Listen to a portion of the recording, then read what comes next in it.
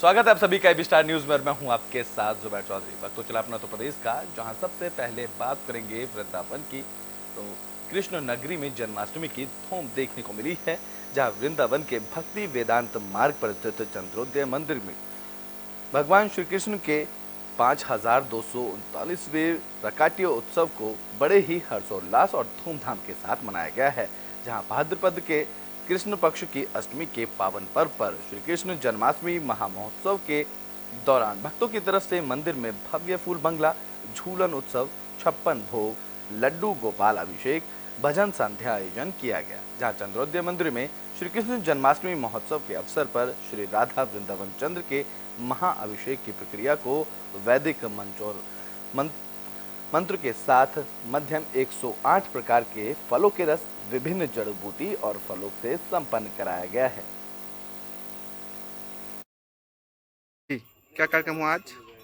महाजन्माष्टमी के पावन अवसर पर उत्तर प्रदेश लखनऊ की संता चंद्रोदय मंदिर की सुरभि गौशाला में महाजन्माष्टमी के पावन अवसर पर गौ माताओं को 501 प्रकार का भोग अर्पण कर रही है और ये प्रार्थना कर रही है कि उत्तर प्रदेश में गौ माता को राजमाता का दर्जा मिले। मंदिर की तरफ से श्री कृष्ण जन्माष्टमी का महामहोत्सव मना रहे हैं। कृष्ण जन्माष्टमी जो है, भगवान श्री कृष्ण जो 5000 साल पहले इधर अवतरित हुए थे, उसका उसी अवतरण का एक महाउत्सव है। गीता में बोला गया है, जन्म कर्म चमे दिव्यम। भगवान का जो जन्म होता है वो साधारण जीवों की जैसे जन्म नहीं होता है। उनका जन्म जो है दिव्य है। वो तो अपने स्वयं स्वशक्ति से अवतरित होते हैं इस लौकिक जगत में। तो उसको सेलिब्रेट करने के लिए एक बड़ा उत्सव है। और जो चैतन्य महाप्रभु जो है, जो कृष्ण का अवतार। तो ब्रिटेन में बात फर्रुखाबाद की कर लेते हैं, जहां कांग्रेस नेता सलमान खुर्शीद की तरफ से पैदल यात्रा निकाली गई है। तो लोकसभा चुनाव 2024 नजदीक आते ही राजनीतिक हलचल तेज हो गई है। पूर्व विदेश मंत्री सलमान खुर्शीद के नेतृत्व में फर्रुखाबाद जिले में कांग्रेस पार्टी की तरफ से पद यात्रा निकाली गई। बता दें कि फर्रुखाबाद जिले के लाल गेट पर अपने बेटे और अपनी पत्नी लुइस खुर्शीद के साथ पूर्व विदेश मंत्री सलमान खुर्शीद पहुंचे। इस दौरान पार्टी के कार्यकर्ताओं ने सलमान खुर्शीद और उनकी पत्नी और उनके बेटे का जोरदार स्वागत किया, जहां उन्होंने कहा कि देश में परिवर्तन की बयार बह रही है, इसके लिए पार्टी के कार्यकर्ताओं को मजबूती के साथ चलना होगा। तो वहीं सनातन धर्म के बयान को लेकर उन्होंने कहा कि उदयनिधि को धर्म की समझ ही नहीं है। वहीं सलमान खुर्शीद ने भारतीय जनता पार्टी पर जमकर हमला बोला। उन्होंने कहा कि वर्तमान सरकार संविधान का मूल स्वरूप को बदलना चाहती है, इसलिए देश के संविधान को बचाने के लिए हर एक कार्यकर्ता को साथ चलकर मुकाबला करना होगा। उन्होंने आगे कहा कि अगर जरूरत पड़ी तो वो देश का संविधान बचाने के लिए अपनी जान भी देने को तैयार हैं। इस दौरान इंडिया बनाम भारत को लेकर चल रहे घमासान पर भी पूर्व विदेश मंत्री सलमान खुर्शीद ने कहा कि इंडिया इज भारत। हमें ना है स्टार्टअप इंडिया से दिक्कत है, ना ही मेक इन इंडिया से दिक्कत है। भारतवर्ष प्राचीन नाम है और इंडिया आज के समय का सार्वजनिक नाम है। यह दोनों जुड़वा बच्चों के जैसे हैं।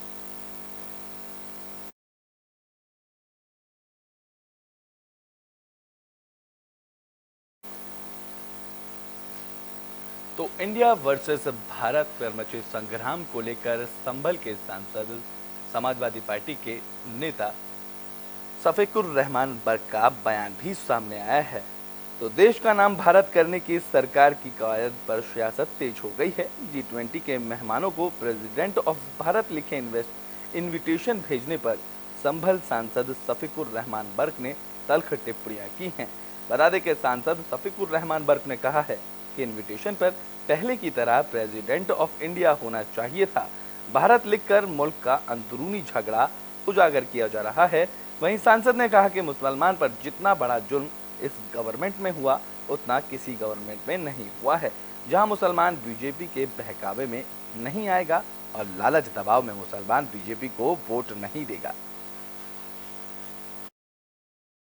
ठीक है, ये हालांकि अभी हमारा ये G20 में 18वां नंबर आया है और तो और देशों में तो हो चुका है, जितने भी 20 में इतने देश हैं, हमारे देश में अब 18वें नंबर पर हो रहा है। तो इस ठीक है, यह तो अच्छी बात है। तो सारे वर्ल्ड का मामला है, ये 20 मुल्कों की एक वो पूरी एक प्लानिंग है, जो उसको उस सिलसिले में जो भी उनका प्रोग्राम है, उस प्रोग्रामों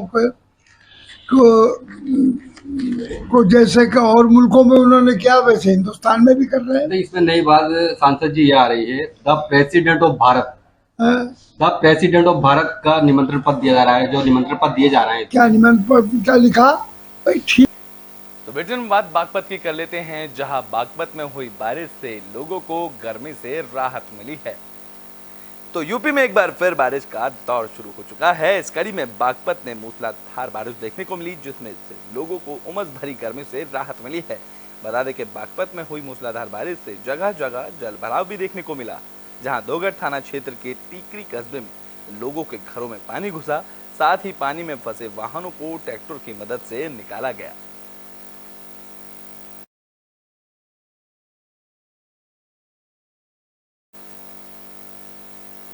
तो बुलेटिन में बात अब बांदा की कर लेते हैं, जहां यातायात बूथ का शुभारंभ हुआ है।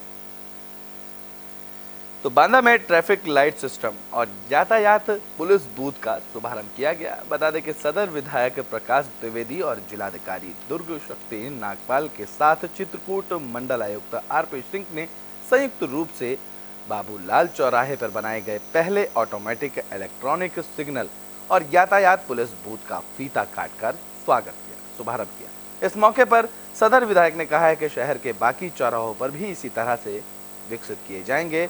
यहाँ ट्रैफिक लाइट सिस्टम लागू होने से जाम की समस्या से लोगों को निजात मिलेगी। जैसा कि आप सब लोग देख रहे हैं, बांदा के बाबूलाल चौराहे पे आज माननीय सदर विधायक श्री प्रकाश द्विवेदी जी और मंडलायुक्त चित्रकूट धाम बांदा मंडल श्री आरपी सिंह सर की अध्यक्षता में बांदा की पहली ट्रैफिक सिग्नल का उद्घाटन हुआ है। यहाँ पे पिछले 2 महीने में कई सारे काम हुए हैं। सबसे पहले तो इस पूरे एरिया का सौंदर्यीकरण और चौड़ीकरण किया गया है। यहाँ पे अतिक्रमण हटा करके सड़क को चौड़ा किया गया है।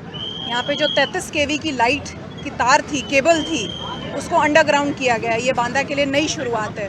पहली बार यहाँ पर 33 kV की लाइट को अंडरग्राउंड किया गया है और यहाँ ट्रैफिक सिग्नल का प्रबंध किया गया है। इसी कार्यक्रम में हम लोग यहाँ शिरकत देने आए हैं और मैं कहना चाहती हूँ कि बांदा के सभी लोगों ने बहुत सहयोग दिया है, इसलिए हम इतने कम समय में इस कार्यक्रम को। तो बुलेटिन में बात फर्रुखाबाद की कर लेते हैं, जहां 2 युवक के डूबने का मामला सामने आया है। तो फर्रुखाबाद में एक बड़ा हादसा हो गया। यहां थाना कादरी गेट क्षेत्र में गंगा में नहाते समय 2 युवक गहरे पानी में जाने से डूबने लगे। इस दौरान दोनों युवक की डूबकर मौत हो गई, जहां ग्रामीण और गोताखोरों की मदद से दोनों के शवों को गंगा नदी से बरामद किया गया। तो वहीं सूचना पर पहुंची पुलिस ने शव को कब्जे में लेकर पोस्टमार्टम के लिए भेजा। इसके साथ ही पुलिस पूरे मामले की जांच पड़ताल में जुट गई।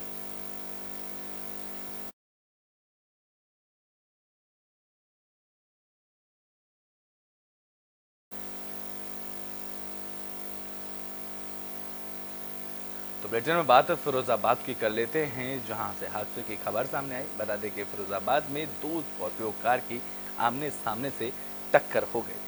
तो फिरोजाबाद से हादसे की खबर सामने आई, जहां गांव मड़ाई के पास 2 स्कॉर्पियो कार की आमने सामने से टक्कर हो गई। इस हादसे में एक युवक की मौत हुई है, तो वहीं 2 युवक गंभीर रूप से घायल हुए।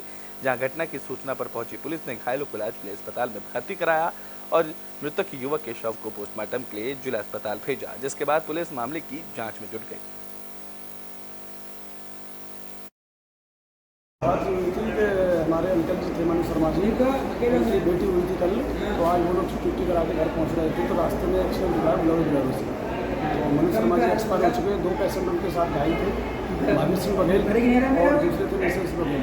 ये आई है 85,000 भेजी 85,000 आराम रुपये की गाड़ी है। वो लोग जैसे कि हमने कॉल किया तुरंत लेके आए। इसमें कितने लोग घायल हैं, कितने की मौत हुई है? 3 लोग घायल हैं इसमें, 1 लोग एक्सपायर हो चुके हैं। काय से एक्सीडेंट हुआ? बोलेरो से। बुलेटिन में बात नोएडा की, जहां नोएडा में लगे मेले से हादसे की खबर सामने आई। यहां झूले से गिरकर एक महिला की मौत का मामला सामने आया है। तो नोएडा में एक दर्दनाक हादसा हो गया, जहां झूले से गिरकर एक महिला की मौत हो गई। बता दें कि नोएडा के सेक्टर 39 थाना क्षेत्र के सदरपुर सोम बाजार में मेला लगा हुआ था, जहां कई तरह के झूले भी लगाए हुए हैं। इसी दौरान एक झूले से गिरकर महिला की मौत हो गई, जबकि दूसरी महिला और एक बच्चा गंभीर रूप से घायल हो गया। इस घटना के बाद पूरे मेला क्षेत्र में हड़कंप मच गया। इस दौरान चारों तरफ अफरा तफरी का माहौल हो गया, जहां आनन फानन में लोगों ने घायल महिला को अस्पताल में भर्ती कराया, जहां डॉक्टरों ने महिला को मृत घोषित कर दिया। घटना की सूचना मिलते ही स्थानीय पुलिस भी मौके पर पहुंच गई, जहां आसपास के लोगों से पूछताछ की गई। पुलिस ने लापरवाही बरतने के आरोप में झूला चलाने वाले 2 कर्मचारियों को भी हिरासत में ले लिया।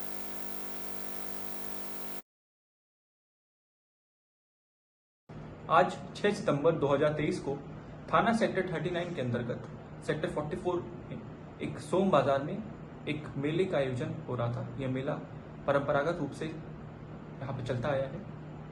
मेले के दौरान एक झूले में उतरते समय गिरने से 2 महिलाएं गंभीर रूप से घायल हुए और एक बच्चे को भी थोड़ी चोट आई।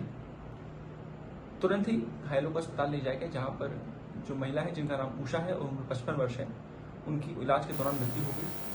उनकी बहू, उनका नाम शालू है, उनका इलाज इस समय चल रहा है और उनकी तो बुलेटिन में बात संभल की कर लेते हैं, जहां रक्षाबंधन पर हुए हादसे के बाद उपचार के दौरान युवक की मौत का मामला सामने आया है। तो संभल में रक्षाबंधन के दिन मोटरसाइकिल सवार युवक धर्मेंद्र हादसे का शिकार हुआ था, जहां ससुराल जाते समय अज्ञात वाहन ने मोटरसाइकिल सवार युवक को टक्कर मार दी थी, जिसके बाद युवक को अस्पताल में भर्ती कराया गया, जहां डॉक्टरों ने उसकी हालत गंभीर देखते हुए उपचार के लिए युवक को higher centre TMU Moradabad refer कर दिया। इसके 1 हफ्ते बाद उपचार के दौरान युवक की मौत का मामला सामने आया है, जिससे उसके परिजनों में कोहराम मचा हुआ है। तो ये हमारा भाई है। क्या नाम है इसका? धर्मेंद्र। पिताजी का नाम क्या है? आजुद्दी। अच्छा, तो ये घटना कैसे हुई थी? ये ससुराल जा रहे थे भवनपुरी। अच्छा, रास्ते में कौन से दिन की बात है ये? 30 तारीख बुधवार, रक्षाबंधन वाले दिन। हाँ। ससुराल जा रहे थे, क्या हुआ? फिर क्या हुआ पता ना, हमें तो मालूम ना, हमें तो पुलिस ने दी सूचना क्या सूचना दी थी पुलिस ने? कि तुम्हारा मरीज काका में गंभीर है और ऐसे से बात है। तो हमें ना मालूम कौन कैसा क्या हुआ, क्या टक्कर हुई कैसे? हाँ। उसके बाद टक्कर बताई पुलिस ने आपको। उसके बाद आप लोग पहुंच गए, फिर कहाँ मिला आपका? वहाँ हम पहुँच गए तो हमें बेहोशी हालत मिली, गंभीर हालत, अस्पताल में। उसके में। बाद का इलाज वगैरह करा? इलाज हुआ, फिर होश में नहीं आए। उसके बाद तो यूपी के बुलेटिन अपना तो प्रदेश में भी के लिए बस इतना ही। देश और दुनिया की तमाम खबरों के लिए देखते रहें AB स्टार।